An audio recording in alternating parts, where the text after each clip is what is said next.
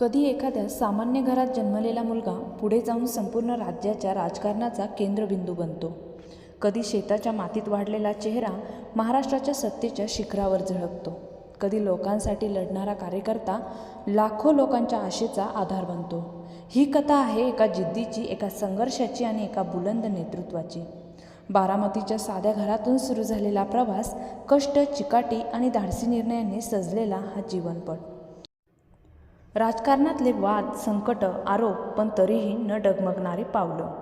महाराष्ट्राच्या राजकारणात ज्याचं नाव घेतलं की ताकद, कामगिरी आणि स्पष्ट वक्तेपणा आठवतो. लोक ज्यांना प्रेमाने म्हणतात दादा. आज आपण जाणून घेणार आहोत अजित पवार यांच्या जन्मापासून तर आजपर्यंतचा संपूर्ण जीवन प्रवास. त्यांचे संघर्ष, त्यांची कामगिरी, त्यांचे निर्णय आणि त्यांच्या आयुष्याची खरी कहाणी.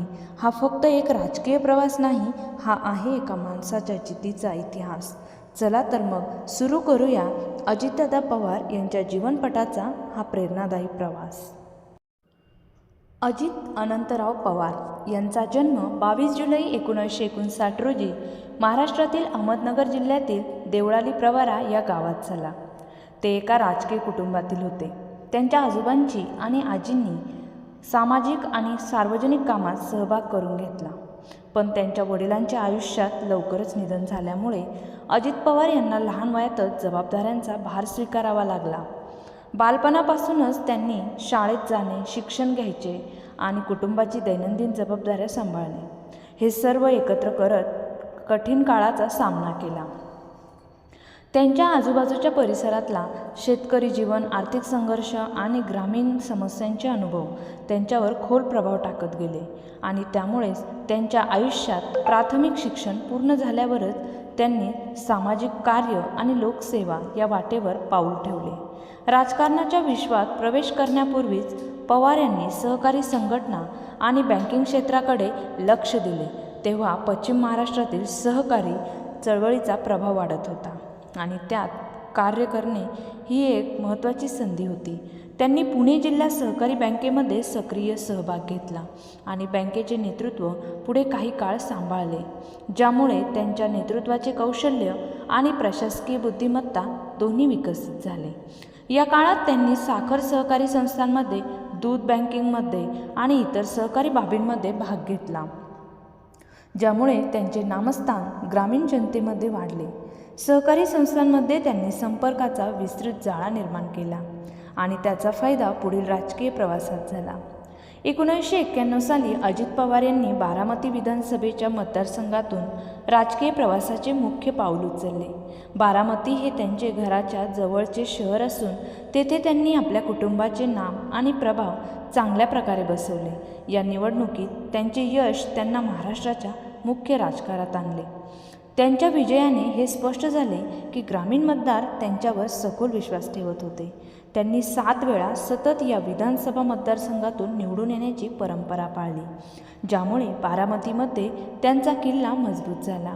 त्यांच्या राजकीय कारकिर्दीचा हा एक मार्गदर्शक टप्पा ठरला आणि त्यांच्या प्रभावाचे प्रमाण वाढले.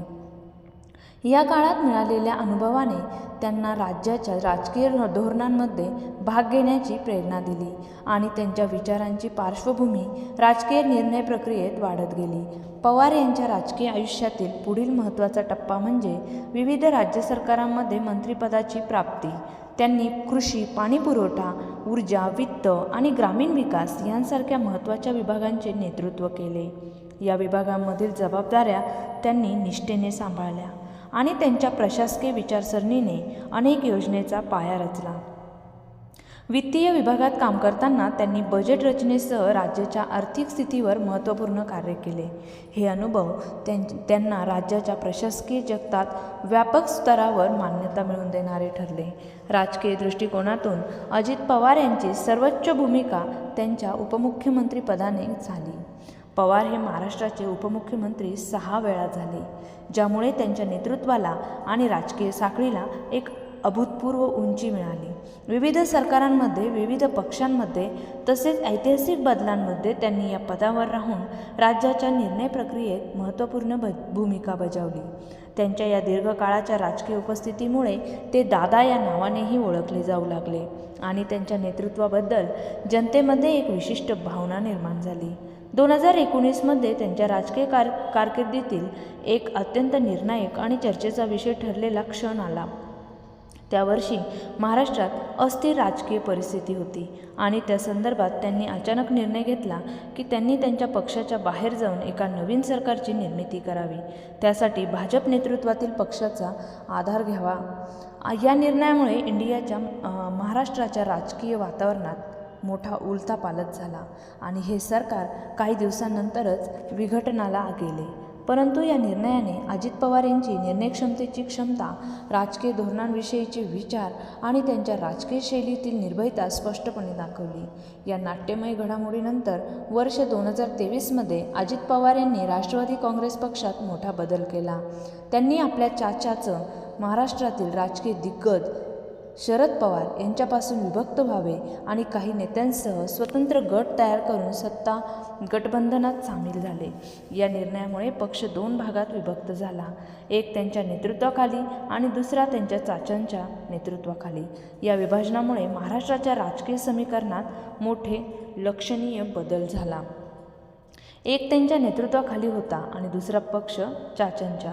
या विभाजनामुळे महाराष्ट्राच्या राजकीय समीकरणात मोठे लक्षणीय बदल झाले. या काळात इलेक्शन कमिशनने त्यांच्या पक्षाच्या गटाला अधिकृत पक्षाची ओळख, नाव आणि चिन्ह देऊन त्यांना अधिकृत मान्यता दिली. हे त्यांच्या राजकीय अधिकाराची अधिक स्पष्ट प्रतिमा होती. या निर्णयांनी त्यांच्या राजकीय अभ्यास, निर्णयक्षमता आणि नेतृत्वाची स्पष्ट छाप दाखवली आणि त्याचा प्रभाव राजकीय मंडळींमध्ये दृढ झाला. जगभराच्याच राजकीय अनुभवांप्रमाणेच त्यांच्या कारकिर्दीत काही विवादही झाले. कृषी पाणी सिंचन प्रकल्प, सहकारी संस्था व बँका आणि इतर प्रशासकीय निर्णयांबद्दल काही आरोप आणि प्रश्न उपस्थित झाले.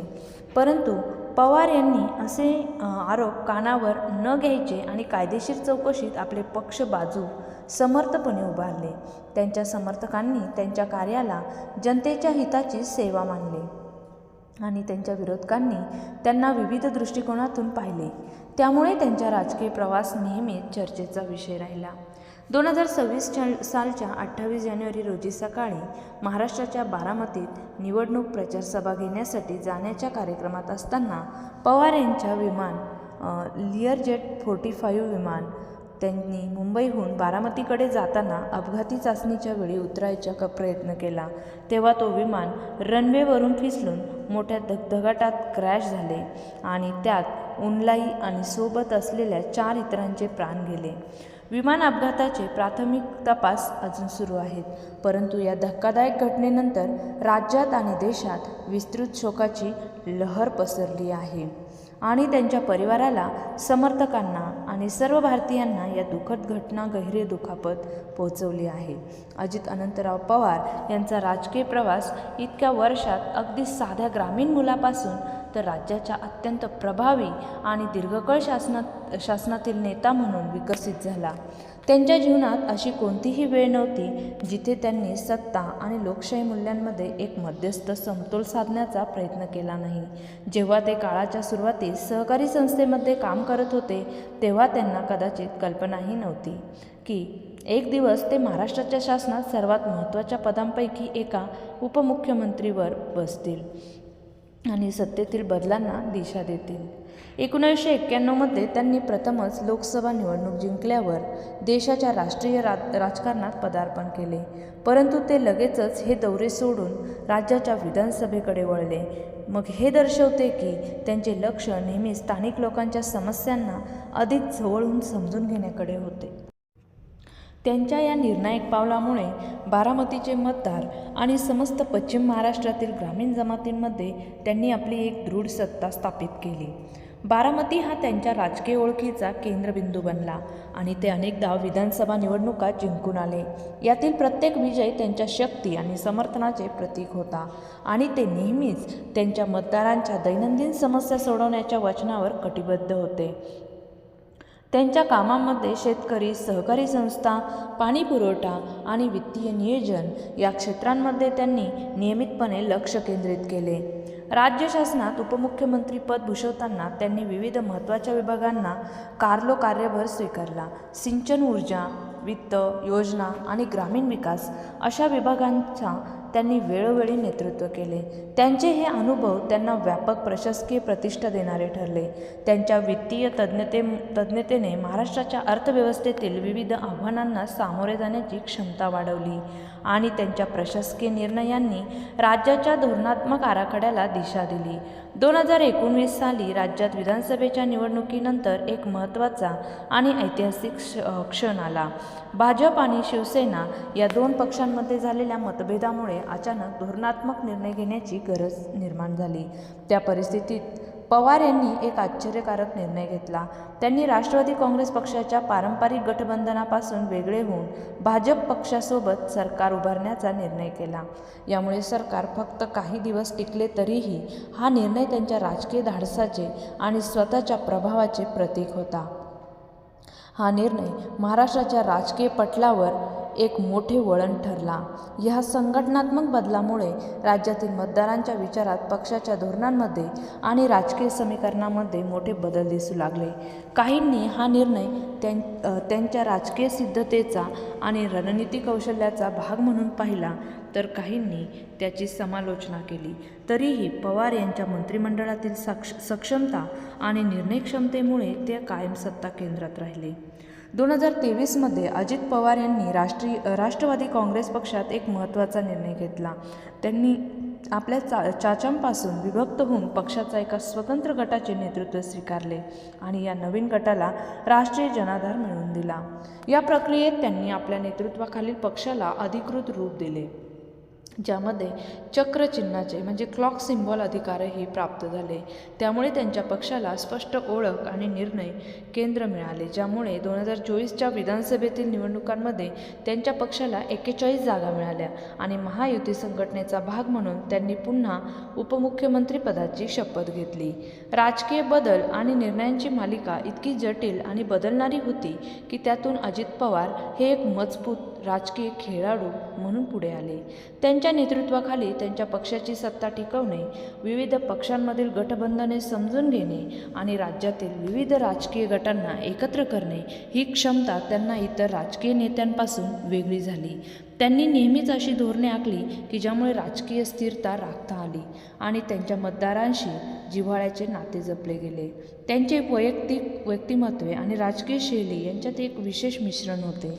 त्यांच्या भाषणामध्ये स्पष्टता होती, त्यांच्या प्रशासकीय निर्णयांमध्ये धैर्य होते आणि त्यांच्या मतदारांशी संवाद साधण्यात ते नेहमी मेहनती होते. या सर्वांनी त्यांना दादा या नावाने ओळख दिली, जो महाराष्ट्रातील जनमानसातील त्यांचे स्थान स्पष्टपणे दर्शवितो. त्यांचे वैयक्तिक जीवन देखील त्यांच्या राजकीय निर्णयावर परिणाम करणारे होते. त्यांच्या पत्नी सुनेत्रा पवार आणि त्यांच्या 2 मुलांना पार्थ आणि जय यांना त्यांच्या राजकीय व सार्वजनिक जीवनाचा अनुभव मिळाला होता. त्यांच्या कुटुंबानेही त्यांच्या निर्णयांना पाठिंबा दिला आणि त्यांच्या कामात त्यांना साथ दिली. 2026मध्ये बारामती येथे प्रचार कार्यक्रमासाठी जात असताना त्यांच्या विमानात अपघात झाला.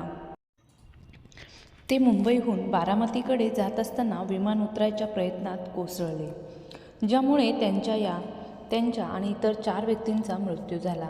या अचानक घटनेने महाराष्ट्र आणि संपूर्ण देशात शोककळा पसरली. त्यांच्या मृत्यूप्रकरणी राज्यात 3 दिवसांचा शोक जाहीर करण्यात आला आहे आणि विविध राजकीय नेत्यांनी त्यांचे जीवन आणि योगदान सन्मानित केले. पवार यांचे निधन हे मराठी राजकारणातील एक महत्त्वाचे वळण आहे आणि त्यांच्या नेतृत्वाने महाराष्ट्राच्या राजकीय समीकरणामध्ये मोठा प्रभाव टाकला आहे. त्यांच्या काळातील निर्णय, सत्ता बदल आणि राजकीय धोरणांनी महाराष्ट्रात आणि भारतीय राजकारणात एक किंचित वेगळा अध्याय लिहिला आहे. अजित अनंतराव पवार, ज्यांचा जन्म 22 जुलै 1959 रोजी झाला होता. त्यांच्या कुटुंबाची पार्श्वभूमी साधी आणि कष्टकरी. त्यांच्या अपघाताचा तपास सुरू आहे. भारताचे पंतप्रधान नरेंद्र मोदी यांनी त्यांच्या मृत्यूवर दुःख व्यक्त केले आणि त्यांच्या प्रशासकीय कुशलतेची आणि समाजसेवेची प्रशंसा केली. त्यांची पत्नी सुनेत्रा पवार आणि त्यांचे 2 मुले पार्थ आणि जय पवार हे आज त्यांच्या वारशाचे धारक आहेत. त्यांच्या अचानक मृत्यूने महाराष्ट्राच्या राजकीय स्थितीत एक मोठे रिक्त स्थान निर्माण केले, ज्याची पूर्तता करणं भविष्यातील राजकीय घडामोडींवर अवलंबून राहणार आहे.